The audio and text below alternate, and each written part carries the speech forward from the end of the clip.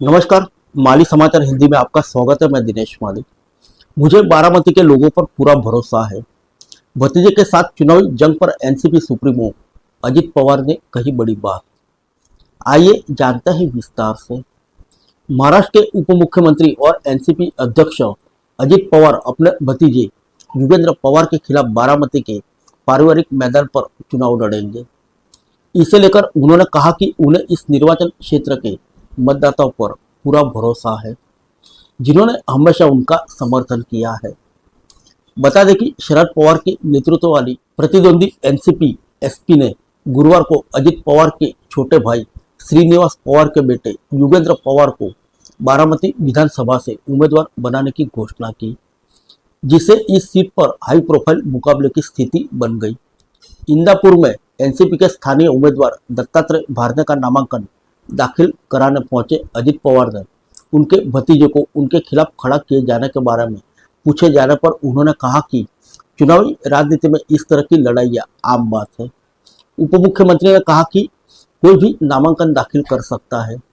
बारामती के लोग समझदार हैं और मुझे उन पर भरोसा है। अजित पवार ने आगे कहा कि 23 नवंबर यानी मतगणना के दिन तक तस्वीर साफ हो जाएगी। पिछले 7-8 चुनाव से बारामती के लोगों ने लगातार मेरा समर्थन किया है, पहले सांसद के तौर पर और अब बाद में विधायक के तौर पर।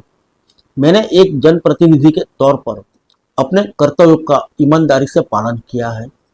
इस दौरान क्षेत्र में किए गए अपने विकास कार्यों पर प्रकाश डालते हुए उन्होंने लोगों से बारामती से अन्य निर्वाचन क्षेत्रों की तुलना करने को कहा। अजित पवार ने कहा कि जो भी संभव था मैंने किया। जब भी मैं चुनाव में खड़ा हुआ, बारामती के लोगों ने मेरा समर्थन किया।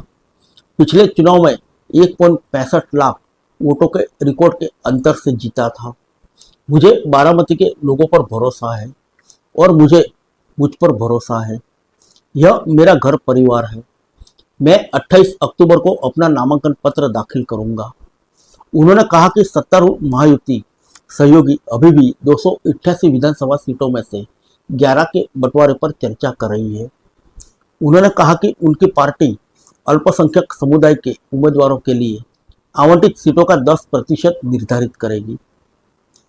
अजित पवार ने कहा, मैंने पहले ही कुछ नामों की घोषणा कर दी है। 11 सीटों के लिए चर्चा चल रही है। हम सभी को खुश नहीं कर सकते। बता दें कि एक दिन पहले ही अजित पवार ने भाजपा के शीर्ष नेतृत्व से चर्चा करने के लिए दिल्ली का दौरा किया था। राज्य में भाजपा ने अब तक 99 उम्मीदवारों की अपनी पहली सूची जारी की है, जबकि राष्ट्रीय कांग्रेस पार्टी ने कुल 45 उम्मीदवारों की घोषणा करते हुए 2 सूचियां जारी की है। वहीं शिवसेना ने भी 45 उम्मीदवारों की घोषणा की है। महाराष्ट्र में 20 नवंबर को विधानसभा चुनाव होंगे और 23 नवंबर को इस चुनाव के नतीजे आएंगे। फिर मिलेंगे अगले बुलेटिन में अन्य किसी खबर के साथ। तब तक के लिए इजाजत दीजिए। नमस्कार।